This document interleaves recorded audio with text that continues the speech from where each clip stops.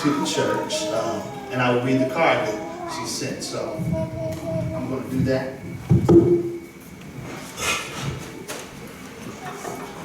Here's what she sent us.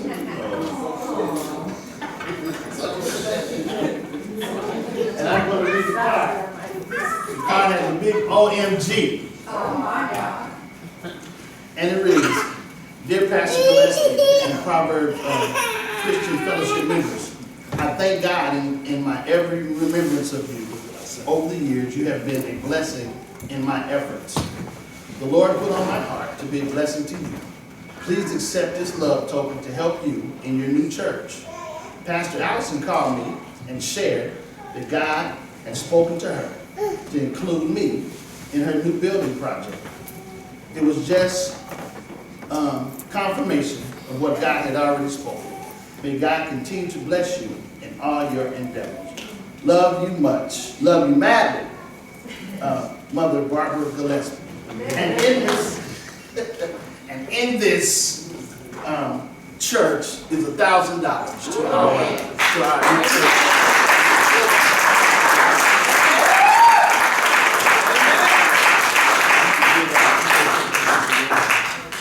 Amen. Just take it back. Thank you, Lord. Thank you, Lord. Hopefully there'll be more of those. Let's read one. I'm just going to preach out. Let's go to John chapter 14 real quick.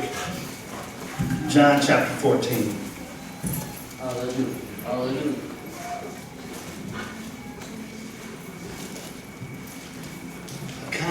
This has been John 14 has been my devotion every day this week. And I didn't know kind of what direction. There's a lot of stuff in here. So now I'm really knowing which direction to go. I think the way the service has went has given me a pretty good direction on where to go with this sermon. John chapter 14. And I'm not going to read the whole chapter, but I think I'll stop when I stop. So if you want to stand for reading God's word, you can. John 14, starting at verse 1. And it reads, Your heart must not be troubled. Believe in God. Believe also in me. In my Father's house are many dwelling places. If not, I would have told you. I am going away to prepare a place for you. If I go away and prepare a place for you, I will come back and receive you to myself, so that where I am, you may be also. You know the way to where I am going. Lord, Thomas said, we don't know where you are going. How can we know the way? Jesus told him, I am the way, the truth, and the life. No one comes to the Father except through me. If you know me, you will also know my Father. From now on, you do know him and have seen him. Lord, said Philip, show us the Father, and that's enough for us. Jesus said to him, have I been among you all this time without you knowing me, Philip? This one who has seen me has seen the Father. How can you show us the Father? Don't you believe that I am the Father and the Father is in me? The words I speak to you, I do not speak of my own. My Father who lives in me does his work. Believe me that I am the Father and the Father is in me. Otherwise believe because of the works themselves. Let me just go read a little bit more. I assure you that the one who believes in me will also do the works that I do, and he will do even greater works than these, because I am going to the Father. Whatever you ask in my name, I will do it, so that the Father may be glorified in the Son. If you ask me anything in my name, I will do it. May God add a blessing to the hearing, reading, and doing of his word. Let us pray. Gracious Father, I thank you for a chance to speak to your people. And now, God, I ask that you will be totally out the way. Lord, let the words of my mouth and the meditation of my heart be accepted in thy sight. Oh, Lord, my strength and my redeemer. Amen. You may be seated. I was going to, initially, when I came to church this morning, to keep on reading. There's, starting at verse 15, it talks about God, Jesus promising another comforter. Paraclete. Yeah. That's what I was going to hit, Pastor, or I was going to talk about the paraclete. But I'm waiting on the paraclete because God had another question for the body today. I think there's a statement plus a question. I guess the question is, have you ever felt like it's hard to trust God because you can't see him or feel him? Let me say that again. Have you ever felt like it's hard to trust God because you can't see him or feel him? Well, y'all not saying nothing to me. So let me open that up a little bit. I didn't think I had to open that up, but let me explain what that means. come on, preacher. Come on. Have you ever been praying for God to move and he's taking his sweet time? And when you come to church, you're not feeling the preacher, you're not feeling the singing, you're not feeling the people, but you just coming here because that's what you do in your normal routine, but ain't nothing. Yeah, I know that's not grammatically correct. That's a double negative. Ain't nothing happening in your spiritual life for you to hold on to. Makes it hard to trust him. And I believe if we were honest, we would all say absolutely. And when Sister Ora said somebody needed that song this morning, somebody did. And I know she was right on point because I said, I know if I got to ask that question, somebody needs God to be a fence. God needs somebody to protect them from what's going on. And so y'all might say, how does this text deal with what you're talking about, G? Well, in that text, Jesus is getting ready to, he's preparing them to go to the cross. We know that. So he's talking a lot of language about seeing my Father through me. And so if you see me, you see my Father, all these different connections about who the Father is. But his disciples are saying, show me, Lord. Yeah. How do we know who your Father is? And I believe, I'm not going to muff anybody, I believe he muffing them. Y'all know what a muff is? Yes. I do what's up. A muff is that. Come on, y'all. Come on. Y'all be walking with me. John is a book that highlights God's deity, meaning his greatness, who he is. You think about all these miracles in the book of John. God is showing out through his son. Yes. And Jesus is saying, y'all don't know who my Father is, but you know who my Father is because you know who I am. But you've been hanging with me all this time and you still don't know. And I'm saying that because he's trying to help them understand that he's going away to prepare a place for them. He's saying, I got a place that's going to be prepared for you because of what you're getting ready to do, what you're getting ready to bring to my kingdom. Yes. Because I'm getting ready to leave, but I got to empower you so you can do something, so my Father can be glorified. Yeah. Do y'all know John 14 is just for us as well? Yes. We have to know that we have to be connected to his Father, and you can't get to his Father but go through him. That's right. That's right. That's right. Right. So now this is one of them theological sermons where we believe our first tenet of faith, we believe there's one God, eternally existent, in three persons, God the Father, God the Son, and God the Holy Ghost. Here's a chapter that talks about all three very, very clearly and distinctly. Clearly and distinctly. Very, very much so. But I want us to hold on about this thing about our faith. Yes. How many of you all know that whenever you're getting ready to cross over into a new level, Satan you're not just going to walk and just get it? Say it. Did y'all think that's how that was going to work? For real. Did y'all think y'all was getting ready to walk into your spiritual destiny? Just walk and just take it? If you did think that, let me help y'all understand.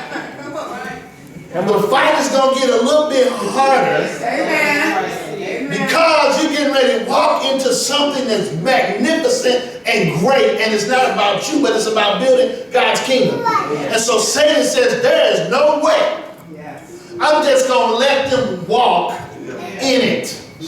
So now all this stuff is going on, and I sat there and I listened to the testimonies, and I couldn't help but to keep weeping. And I don't know if you had children and your children get sick, or if your children are bothered by something, it bothers you. And it makes you angry. It really makes you angry because sometimes there's nothing you can do about it. You got to sit back and let your children suffer. You got to sit back and let your children learn the lesson. Oh, I'm preaching to myself. See, we don't want to suffer. We don't want people. I don't want the saints to suffer.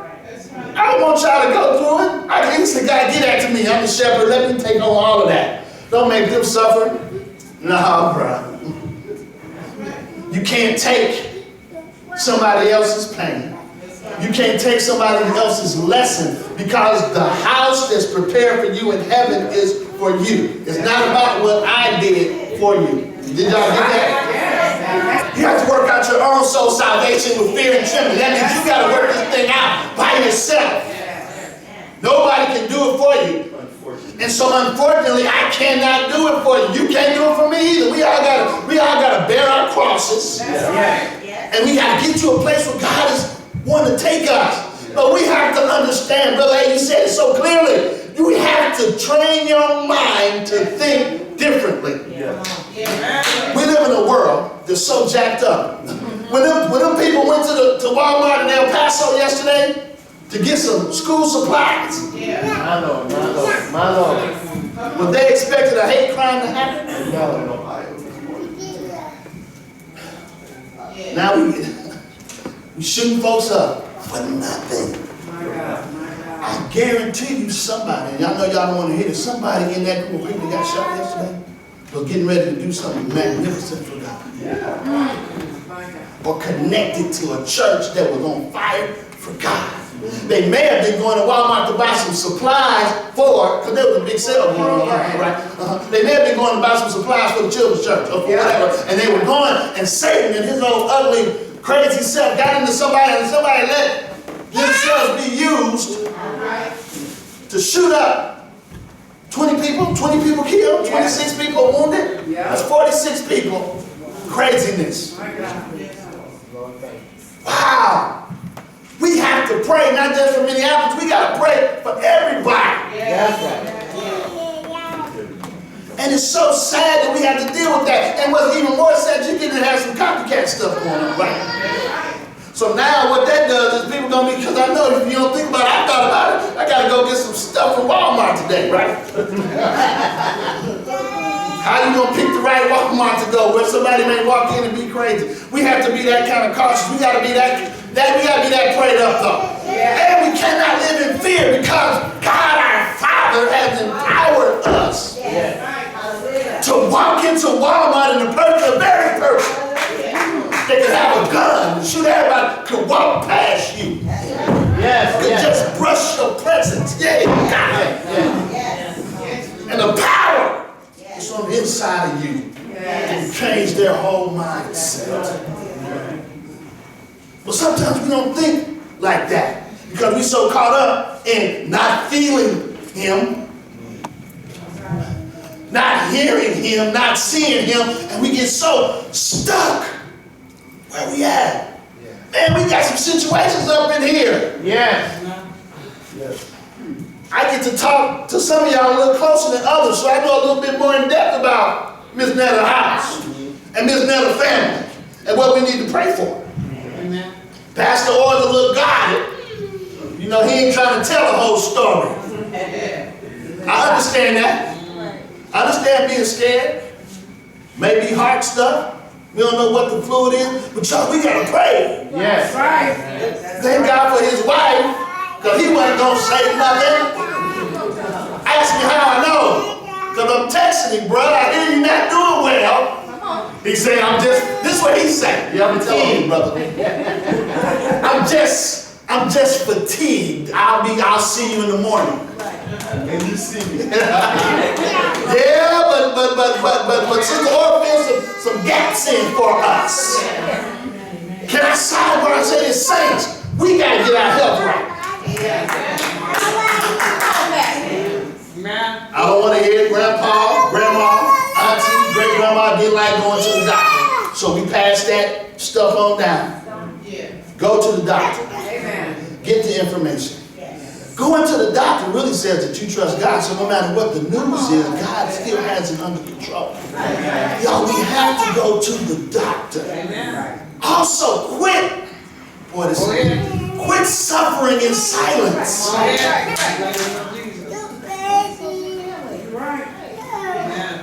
I ain't telling them nothing.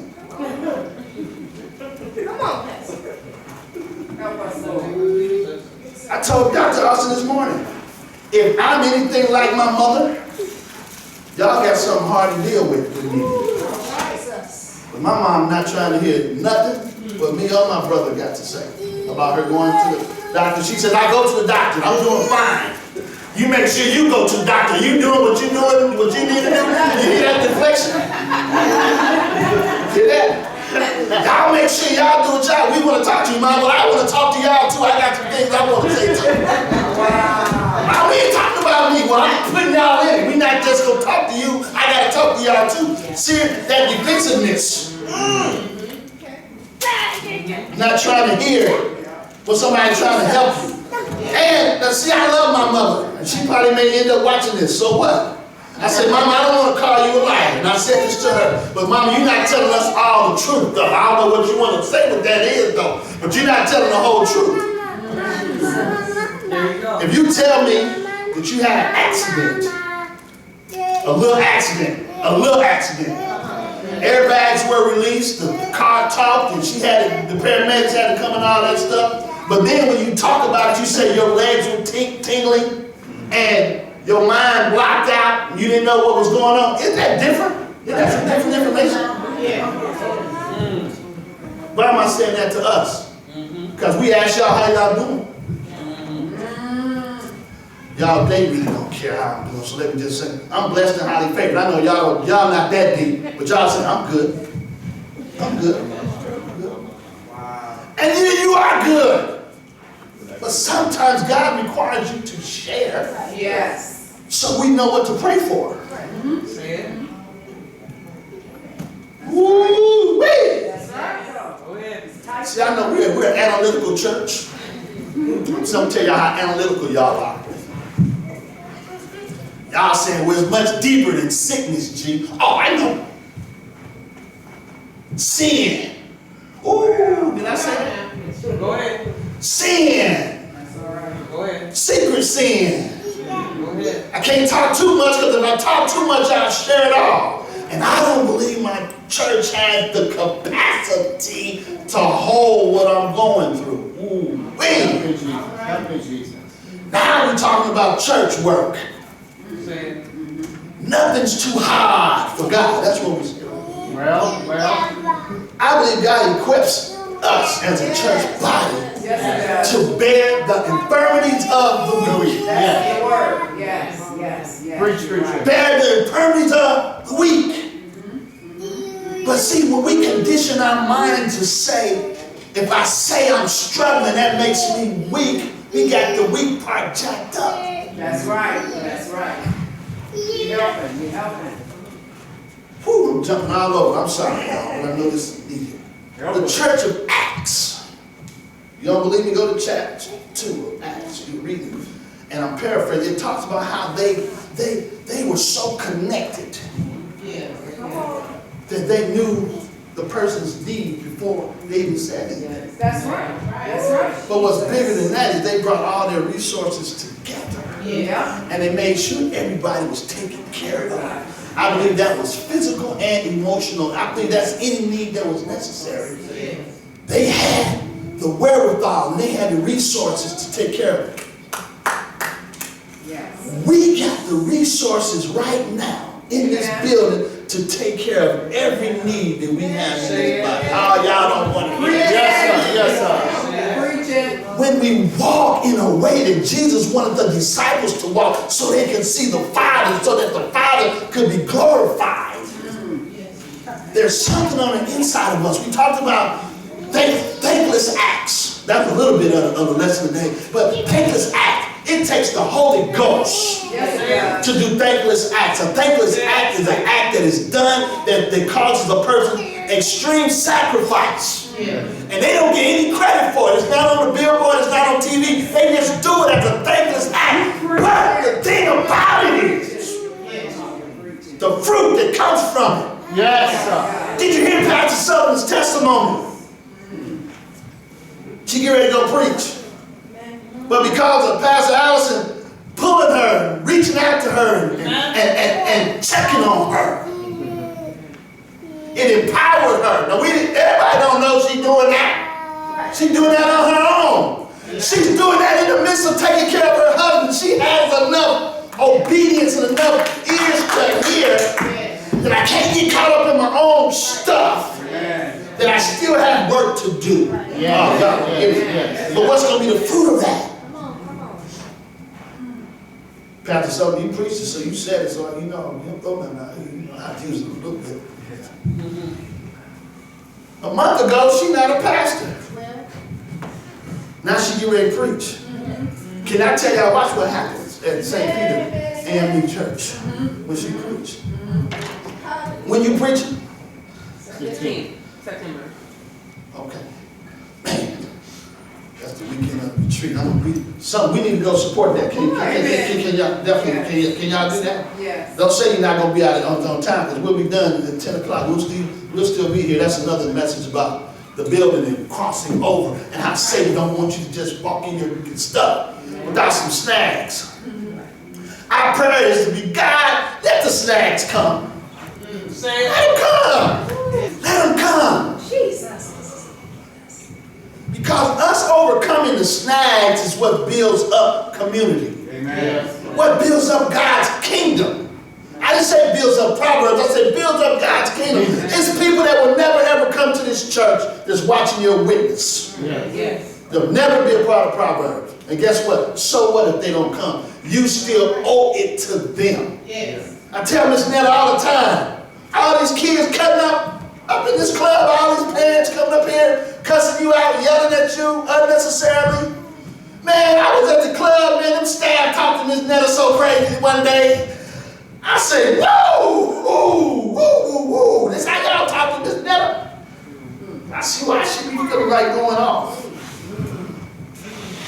And it wasn't even like that. It was just inappropriate conversation in her presence. Yeah.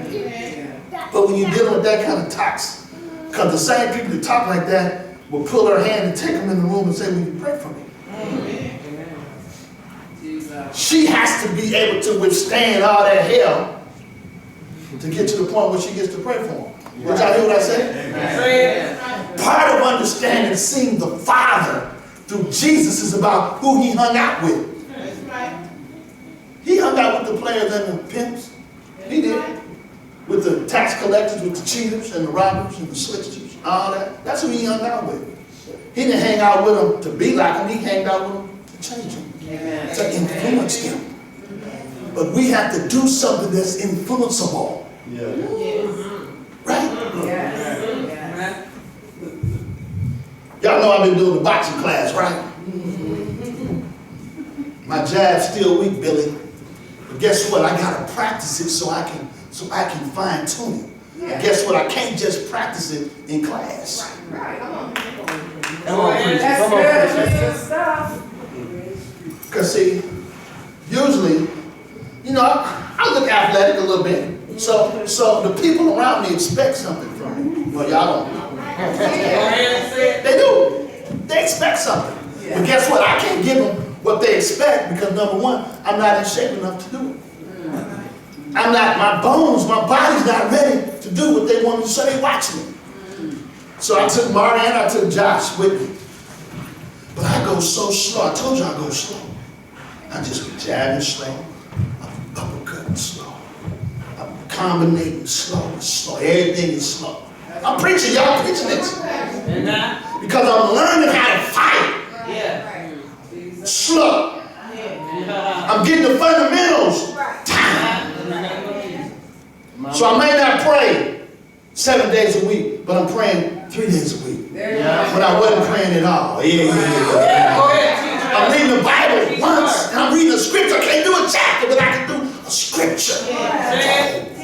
I'm chatting, and I'm moving slow. Yes. Help us. Yes. But Billy can tell you, sometime in the class, they let you freestyle. So when you freestyle, you can do whatever you want to do. Because they usually tell you what they want you to do. Man, when they give me a chance to freestyle, then I can do what my strengths are. Y'all can do You know,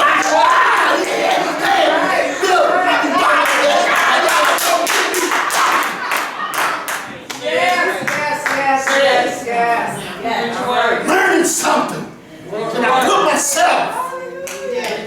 Now some of them folks coming up to me after class, Billy, they dapping, you know, y'all always dap the glove, but they say, you looking good. See, I'm doing it though. And it's about training my body and training my mind to do something different. Because I want a different result. I got something that I'm excited about. Now I'm telling my kids. Now Mari said, Dad, when class? When we going back to class? Because something happened. They are feeding off of my excitement. I got some preachers that's going to go with me. You boxing? Yeah, man. Billy, I'm spreading the word about something that's benefiting me. We come to church every Sunday, and we don't tell anybody. Because do we feel like it's benefiting us? Isn't it exciting enough? But if we're at a place where we can't feel him or touch him or hear him, we don't know what's going on, we're stopping. The purpose of the message is for us to understand. If you feel him, if you can't feel him, you can't see him, that's still your responsibility to spread the word, to tell somebody about his goodness. Sister R said it's a testimony and a praise report simultaneously. Because she understands no matter what it looks like right now, in a few days it's going to look different. She and Pastor Orr are going to be victorious. But they're going to be victorious because the prayers of the righteous availeth much. See how this thing is circular? You say what you need and your church body comes together and prays and prayer. We got enough power in this room right now. If we come together and pray, we can move, we can change any situation in this country. I didn't say in the city. I didn't say in the neighborhood. I said in this country. We're on one accord. Understand what we are doing. Internalize this thing and say, no matter what state I find myself in, I will be content. Just because Sarita was smart enough to say, texting my son right now is not what I want, but I'm going to be happy with it. You know what's going to happen. He's going to call it. But what if it's not for her? What if it's for Brown to call?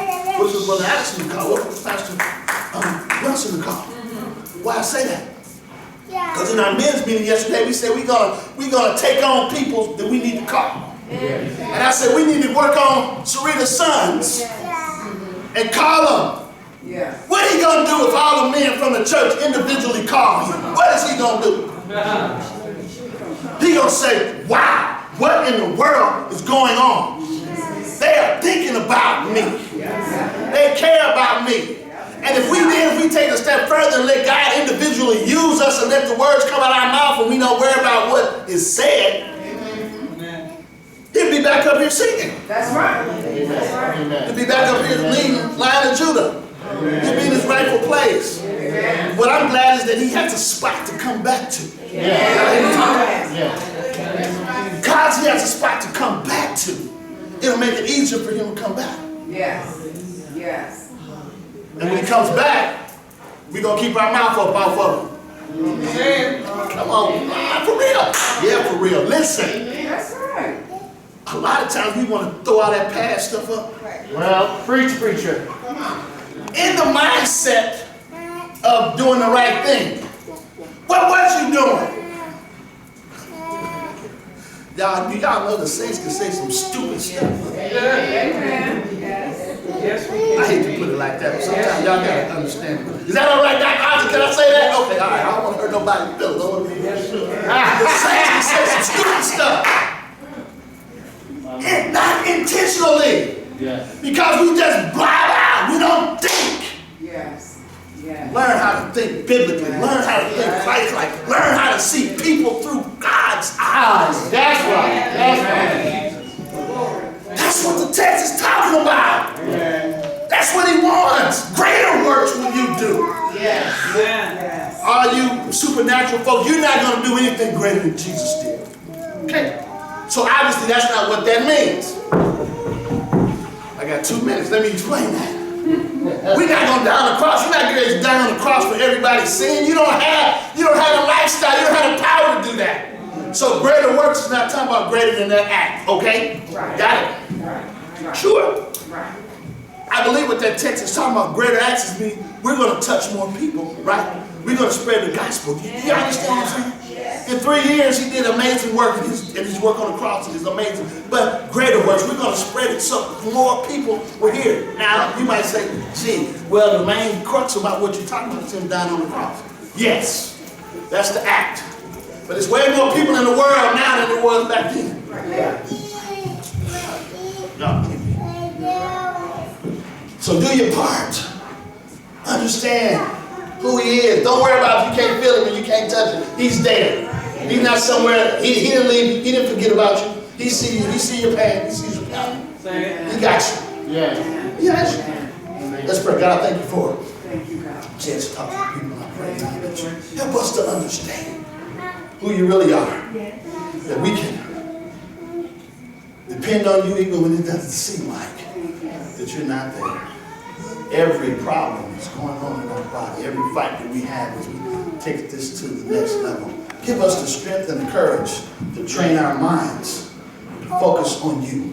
And even in the process that we'll be obedient to your word when you call us to do things, when we're super tired, when we're emotionally spent. God, let us continue to tap into your power source, that we'll be effective builders of your kingdom. In Jesus' name I pray. Amen.